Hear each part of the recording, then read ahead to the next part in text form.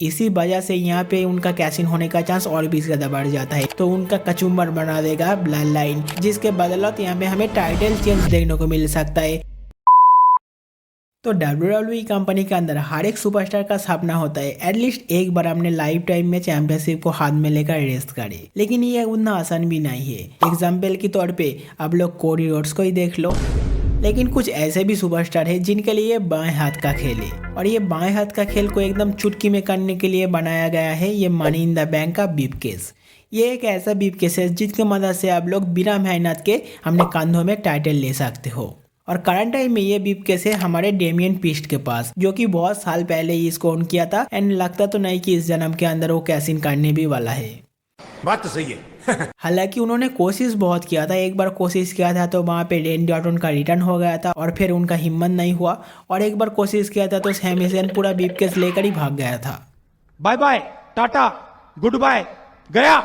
तो आप यहाँ पे बात आ जाता है क्या उनका कैश इन हमें इस जन्म में देखने को मिलेगा या फिर नहीं? तो हाँ भाई, ज़रूर मिलेगा। तो अगर मिलेगा तो कहाँ मिलेगा? तो मुझे नहीं लगता कि भाई साल के सबसे बड़ा शो से बेहतर प्लेस और कोई हो सकता है। यानी मैं बात कर रही हूँ रसलमेनिया के अंदर। तो रसलमेनिया से बेहतर प्लेस और कौन सा हो सकता है? लेकिन आप अभी बोलोगे तो उनका तो मैच है रसलमेनिया के अंदर टैग टीम, तो डेफिनेटली है। एंड इसी वजह से यहाँ पे उनका कैश इन होने का चांस और भी ज़्यादा बढ़ जाता है। तो फैंस को यहाँ पे पता है कि उनका यहाँ पे मैच है रसलमेनिया के अंदर, इसलिए कोई यहाँ पे एक्सपेक्ट भी नहीं करेगा कैश इन होने का। एंड तभी अगर यहाँ पे कैश इन हो जाए तो फैन एकदम शॉक हो जाएगा। ये एक शॉकिंग मूवमेंट की तरफ रिप्रेजेंट कर सकता है कंपनी। तो एक बार के लिए मान लेते हैं कि उनका कैश इन हो गया एंड रसलमेनिया के अंदर ही हुआ। तो आप यहाँ पे दो पॉइंट आता है, क्या उनका money in the bank successful होगा या फिर उनका अनसक्सेसफुल होगा? तो पहले बात करते हैं सक्सेसफुल के ऊपर। तो मुझे लगता है कि सक्सेसफुल होने का चांस सबसे ज़्यादा है, क्योंकि डेमियन पीस्ट एक ऐसा सुपरस्टार है जो कि जजमेंट डे के अंदर बहुत बढ़िया काम कर रहा है।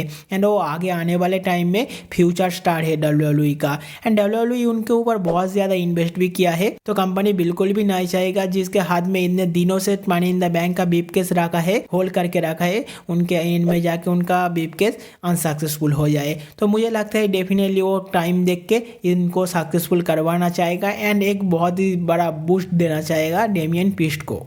तो अभी हम बात करते हैं अनसक्सेसफुल के ऊपर। तो मुझे लगता है डेमियन पीस्ट का कैश इन अगर अनसक्सेसफुल होता है तो वो सिर्फ एक ही कंडीशन के अंदर हो सकता है, जो कि है जजमेंट डे का तोड़ना। तो जजमेंट डे के अंदर हर एक सुपरस्टार के एक दूसरे के साथ अनबिरंत होगा एंड उनके कंधों से टाइटल भी जाएगा, साथ ही साथ money in the bank unsuccessful भी होगा, और फिर यहाँ पे जजमेंट डे पूरी तरीके से टूट जाएगा। अदरवाइज मुझे नहीं लगता कि उनका कैश इन अनसक्सेसफुल होने वाला है। तो अभी हम लोग यहाँ पे बात करते हैं, अगर मान लो एक बार के लिए कैश इन हो भी गया एंड रसलमेनिया के अंदर ही हुआ तो कौन सा टाइटल के ऊपर होगा? क्योंकि कंपनी ने तो अभी न्यू रूल्स भी ऐड कर दिया है कि भाई कोई भी चैंपियनशिप के अंदर आप लोग यहाँ पे कैश इन कर सकते हो, यहाँ तक कि मीडियट चैंपियनशिप के ऊपर भी आप कैश इन कर सकते हो। तो इस पॉइंट में उनका कैश इन किसके ऊपर होता है वो देखना बहुत बड़ा बात है। तो पहला चैंपियनशिप यहाँ पे आता है अनडिस्ट्रीब्यूटेड टाइटल, जो कि कंपनी का सबसे बड़ा टाइटल है करंट टाइम में। एंड करंट टाइम में वो हमारे ट्राइबल चीफ रोमन रेंस के पास है। तो पर्सनली मुझे नहीं लगता कि डेमियन पीस्ट रोमन रेंस के ऊपर कैश इन करेगा, क्योंकि उनको पता है कि भाई इनके पहले बहुत सारे बड़े बड़े दिग्गजों ने हमने लाख टाई किया है एंड सबके हाथों में नाकामयाबी हाथ लगा। तो वो यहाँ पे नहीं चाहेगा कि उनके हाथों में भी वो सेम चीज लगे। और फिर उनको ये भी पता है कि भाई रोमन रेंस यहाँ पे अकेला नहीं, उनके साथ पूरा ब्लड लाइन है। तो अगर इस पॉइंट में वो यहाँ पे कैश इन करने जाए तो उनका कचुम्बर बना देगा ब्लड लाइन। एंड अगर वो यहाँ पे कैश इन कर भी देता है तो वो सक्सेसफुल होने का चांस बहुत ज्यादा कम हो जाता है। तो मुझे नहीं लगता कि रोमन रेंस के ऊपर कैश इन होने वाला है। तो अभी बात करते हैं नेक्स्ट टाइटल के ऊपर, जो कि है वर्ल्ड हेवीवेट टाइटल, जो कि करंट टाइम में सेथ रॉलिंस के पास है। एंड सेथ रॉलिंस का मैच है रसलमेनिया नाइट 2 के ऊपर, जहां पे सेथ रॉलिंस अपना टाइटल डिफेंड करेगा ड्रू मैकिंटायर के अगेंस्ट। तो पर्सनली मुझे लगता है इस मैच के अंदर कैश इन होने का सबसे ज्यादा चांस है, क्योंकि हमने पास्ट में भी देखा था कि डेमियन पीस्ट के साथ थोड़ा सा बहुत मतलब स्टोरी चला था सेथ रॉलिंस के साथ। एंड वो एक दो बार कोशिश भी किया था सेथ रॉलिंस के मैच के अंदर इंटरफेयर करने का, कैश इन करने का, लेकिन वो कैश इन किया नहीं था। तो यहाँ पे फाइनली वो प्लेस हो सकता है जहाँ पे वो अपना सक्सेसफुल कैश इन करे।